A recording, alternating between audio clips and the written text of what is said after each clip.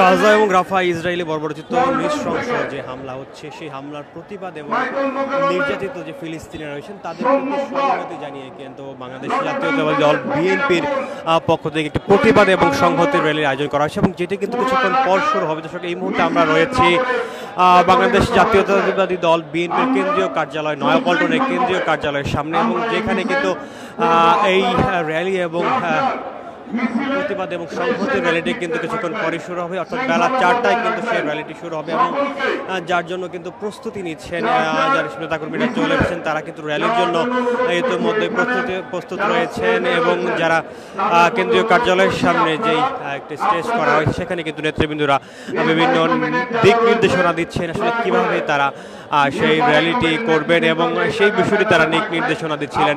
এই মুহূর্তে কথা এবং ফিলিস্তিনিদের প্রতি সংহতি জানিয়ে প্রতিবাদ এবং সংহতি র্যালি করছে বিএনপি এবং সেই কর্মসূচিতে কিন্তু সেই র্যালিতে কিন্তু অংশগ্রহণ করছে বিএনপি সহ বিভিন্ন ঢাকার বিভিন্ন ইউনিট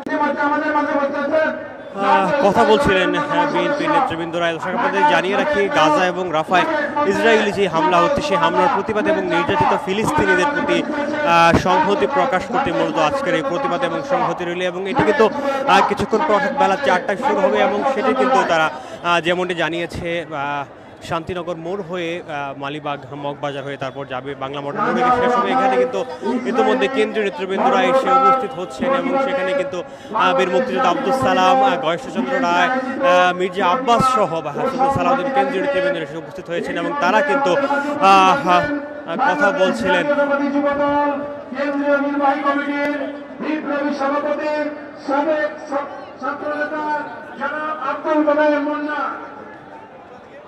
আমাদের মাঝে উপস্থিত হয়েছেন ঢাকা বিশ্ববিদ্যালয়ের মেধাবী ছাত্র নেতা, সাবেক ছাত্র নেতা, বাংলাদেশ জাতীয়তাবাদী যুবদল কেন্দ্রীয় নির্বাহী কমিটির বিপ্লবী সাধারণ সম্পাদক জনাব নুরুল ইসলাম নয়ন। আমাদের মাঝে উপস্থিত হয়েছেন বাংলাদেশ জাতীয়তাবাদী যুবদল। দর্শক, আপনাদের জানিয়ে রাখি, যদি বিএনপির আয়োজিত এই প্রতিবাদ এবং সংহতি র্যালিটি ঢাকার পাশাপাশি সকল মহানগরগুলোতে ইউনিটগুলোতে কিন্তু একই সময়ে পালিত হবে এবং যে বিষয়ে তারা বলছিলেন যে শুধুমাত্র কিন্তু এখানে বিএনপির নেতৃবৃন্দরা নয়, এখানে কিন্তু সহযোগী সংগঠনগুলো রয়েছে সেগুলো কিন্তু এখানে উপস্থিত রয়েছে। বিশেষ করে ছাত্রদল, যুবদল, স্বেচ্ছাসেবক দল সহ কিন্তু বিভিন্ন সহযোগী সংগঠনগুলো কিন্তু অঙ্গ সংগঠনগুলো কিন্তু এসে যুক্ত হয়েছে এবং এখানে কিন্তু বিভিন্ন বিশেষ করে পোস্টার, ফেস্টুন সহ আসলে ফিলিস্তিনের পতাকা নিয়ে কিন্তু তারা জড়ো হয়েছেন এবং ফিলিস্তিনের পতাকা নিয়ে তারা কিন্তু এই সংহতি র্যালিতে যুক্ত হচ্ছেন।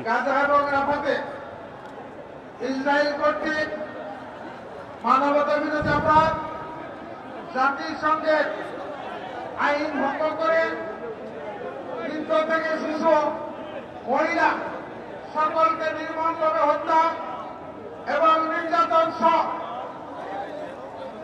ধর্মীয় প্রতিষ্ঠানকে ধ্বংসের প্রতিবাদে সারা বিশ্বে আজকে যে প্রতিবাদের ঝড় উঠেছে, সেই ঝড়ের ধারাবাহিকতা বাংলাদেশ জাতীয়তাবাদী দল আজকে রাফা এবং গাজার নিষ্ঠুর নির্মমতার প্রতিবাদ এবং সংহতি র্যালির আয়োজন করেছে।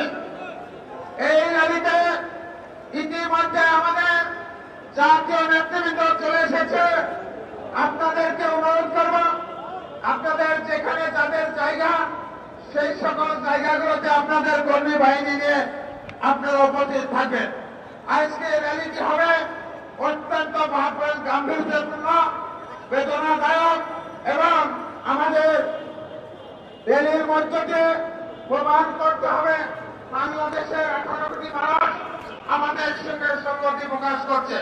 সেই কারণে আপনাদেরকে অনুরোধ করব, আপনারা র্যালির শেষ সীমানা পর্যন্ত আমাদের জাতীয় নেতৃবৃন্দ যাবেন। আমাদের জাতীয় নেতৃবৃন্দের জন্য যারা হাঁটতে পারবে না তাদের জন্য আমরা একটা ট্রাক রেখেছি, সেই ট্রাকে যাবে। আমরা সকলে ট্রাকের সঙ্গে সঙ্গে আমরা হাঁটতে হাঁটতে শেষ প্রান্ত পর্যন্ত যাব। আমাদের নেতৃবৃন্দ, জাতীয় নেতৃবৃন্দ বক্তৃতার উদ্বোধন করলে র্যালি আমাদের ধারাবাহিকভাবে আমরা কাকরাইল হয়ে, শান্তিনগর হয়ে, মালিবাগ হয়ে, মহাবাজার গিয়ে আমরা বাংলা মোটরের অভিমুখে রওনা দিব। আমাদের এইখানে